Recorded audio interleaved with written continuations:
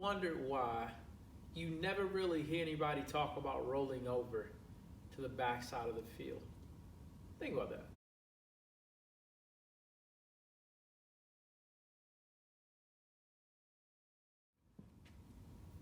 Just a thought. Have you ever wondered why you never really hear anybody talk about rolling over to the backside of the field?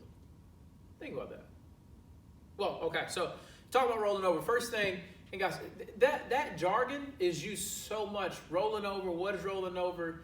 Do we really have a specific denotation or definition of what rolling over really is? Because you hear it all the time, that staying inside the baseball and everything. But first thing, to even understand how to combat rollovers, you need to understand what a rollover is and when it happens. So when we look at rolling over, literally what we're talking about is the top hand. Okay, the top hand is beginning to exit that palm up position. It's going to actually stay palm up, but that's when we start to see that fist, that top hand start to turn over, right? And as the top hand turns over, what the body is expecting is to make contact palm up, palm down like such, right? We start to get out front. As the top hand progresses forward, it wants to pull the bat out of the zone. As the bat pulls out of the zone, what happens is the top hand starts to turn over and we start to see the barrel rise slightly, right? So we start to topple over, get over baseball. So when this ball's out front, just here more, could be a millisecond. And that thing starts to turn over, and instead of having contact right here, we start rolling over, barrel starts to go up, we hit the top of it, right? So that being said, we look at that angle, and that barrel is getting out in front of the hands. Right? This is nothing more than angles. This is not science. It kind of is math.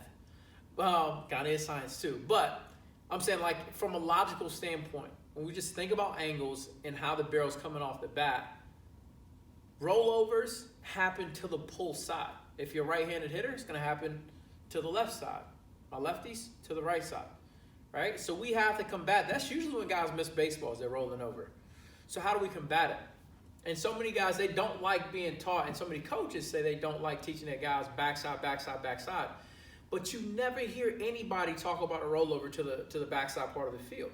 That's the best way that you can combat the feeling of rolling over. Nobody is going to be behind a baseball. Nobody drives a baseball to the backside part of the field, because the only way you get a ball to the backside part of the field, the barrel has to be behind the hands. Okay? There is no way that anybody's hitting a ball like this, you can't roll over and keep the barrel behind the hands. Like, nobody, you just can't do it. You have to hit baseballs like this.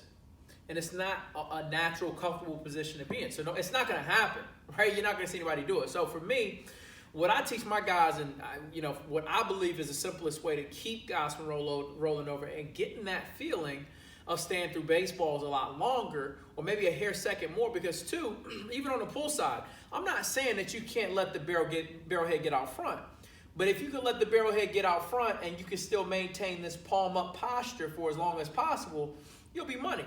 But it's impossible to happen on a backside hit.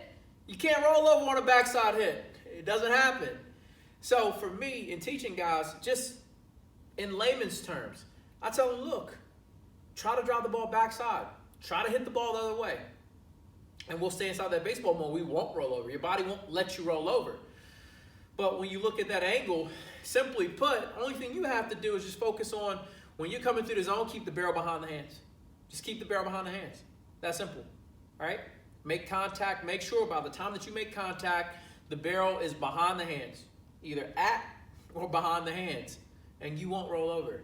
All right? Easier said than done. Timing is different. You start seeing the guy throwing curveballs, sliders, change-ups. But that's a pitcher's job, is to throw you off your timing, right? To get you roll over, get you to be out front a little bit. How can I keep this guy from hitting an extra base, a double or triple or home run? Can I get him to hit a ball to first? Keep you on the infield. Roll him over, right? But if our focus is backside gap, backside part of the field, your chances of rolling over decrease significantly. Put that in your back pocket. Use that the next time you have trouble with rolling over. Hitters hit.